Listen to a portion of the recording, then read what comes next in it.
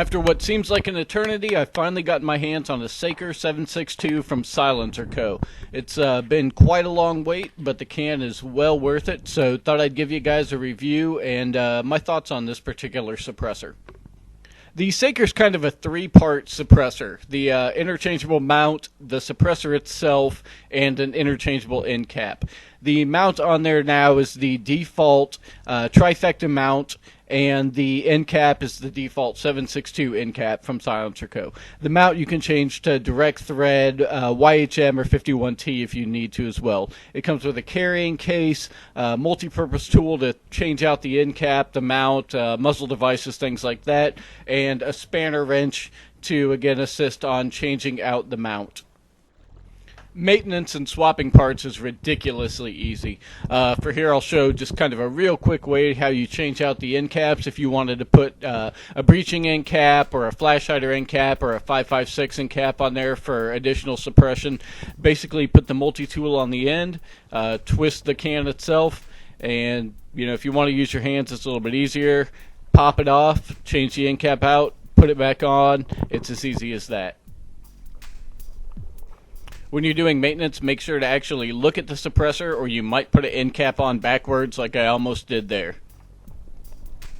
So it does come with the trifecta mount to put on their trifecta flash hider and brake, which I personally really like. I think they're wonderful products. But if you do want to put it on like an AAC 51T or YHM or direct thread, you can pick up a new mount and screw that into the Saker can itself. This will adapt it to whatever muzzle devices you want to use if you've already invested quite a bit of money into different companies' products. The technical specs of this suppressor: it weighs 20.7 ounces, is a 1.5 inch diameter, so it will fit inside quite a few handguards out there if you want a really flush look. It's also just 7.5 inches long, so for a 30 cal can, it's not too big at all. I was also really impressed with the sound suppression. I didn't have it metered, but in this video you can see the first mag is subsonics and the second is supers.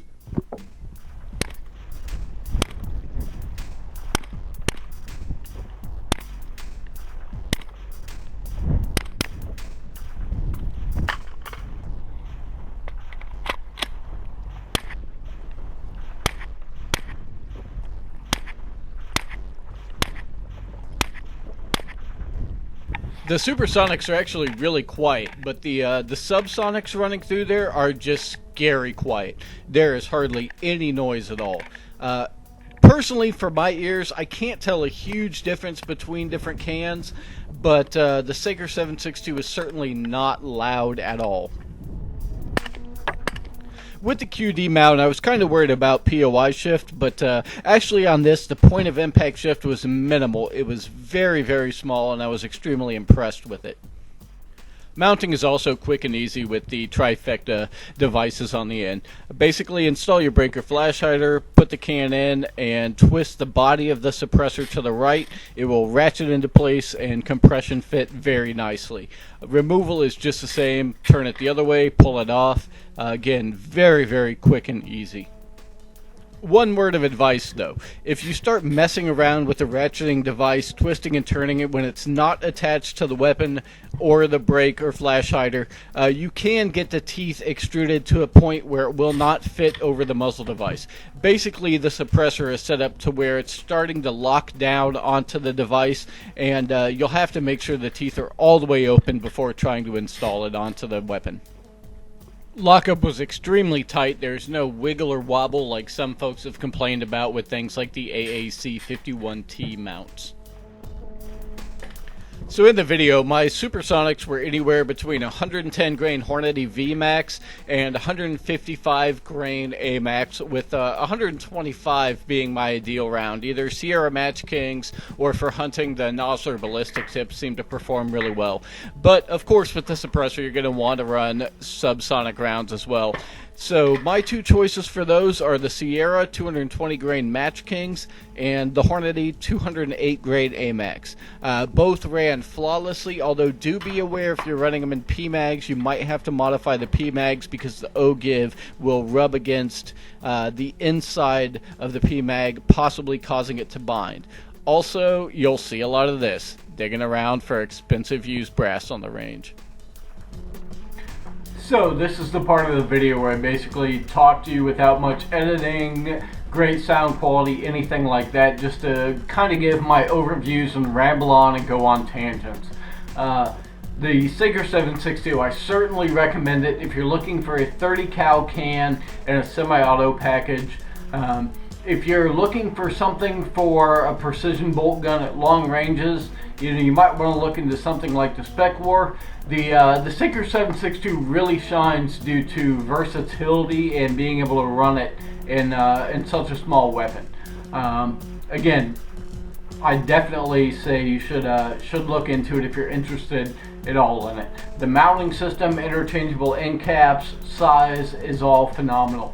Kind of what this is mounted on. This is setting the can on the trifecta muzzle brake, custom 7.5 inch 300 blackout barrel, and it dips just inside the YHM handguard there. Not really any expense was spared in creating this. Lower from a Texas company, runner guns, CMC 3.5 pound trigger, Meprolite M21 on top, and kind of the reasons why I wanted to do this specific build. If I'm out hunting feral hogs and need quick follow-up shots out of a small package, say I'm inside a vehicle, this runs great, and I can shoot hogs at 2 in the morning without annoying a bunch of people around, because out of a 7.5 inch barrel, 30 cal or 5.56 is quite a loud report. More importantly, it's also a great home defense tool. If you're looking at a very long barrel with a can on that's hard to maneuver around, and aside from just the maneuvering side of things, I've got an infant daughter here. You know, she's getting a little older, but I don't want to fire a weapon unsuppressed if she doesn't have hearing protection on from 6 or 10 feet away.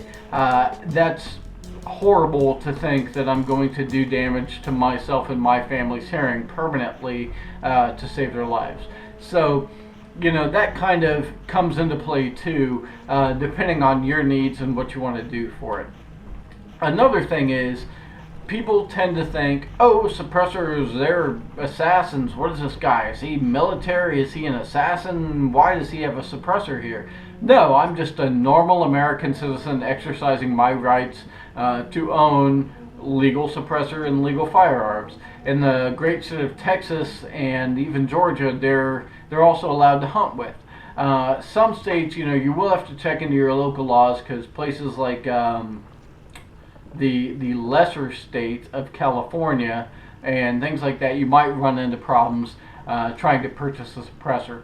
They're not the easiest thing to purchase. It's not hard, there's just some hoops you have to jump through, either setting up a trust or law enforcement sign off, $200 tax stamp, ridiculously long wait times. But if you are interested in the suppressor and you're in a state you can own one, I certainly recommend going through the process.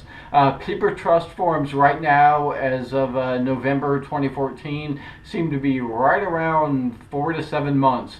So it's much shorter than they were. If e-file was up, it would be even faster, but unfortunately, you know, that's been down for almost all year now.